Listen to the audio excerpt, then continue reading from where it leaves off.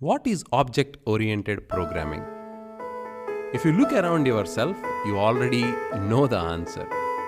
It is right now you are using your computer or some other gadget, which in turn uses the router through a Wi-Fi or a direct connection to access this course. Another example, when you access your ATM, you as an object will access the object ATM, which in turn uses another object called the banking server. So this world is full of objects and communication between them. If we take real life example of two persons, John and Mary, they have certain properties like age, weight and qualification, and they perform certain functions like look and speak. They can also perform many other functions like playing games and teaching.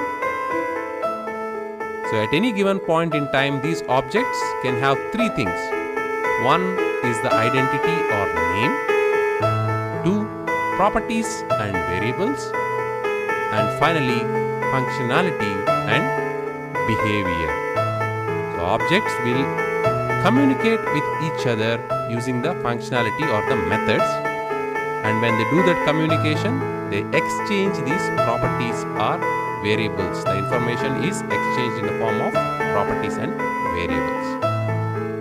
Java is an object-oriented programming language. The main advantage of an object-oriented programming language is that it's very easy to map the real-world problems to the software solutions. For example, if we are working on an online shopping application, can you tell me all the objects you can think of when we talk about online shopping application? It would be customer, order, product, address, payment, shopping cart, and so on.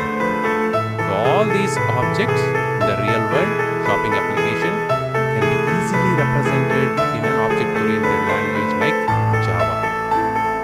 Similarly, if we consider a hospital management software or application, can you think of the objects?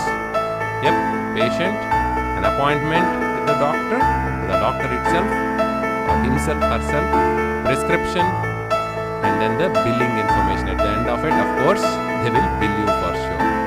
So all these objects, once again, can be easily mapped to the programming language, and we can easily develop a software solution using the object-oriented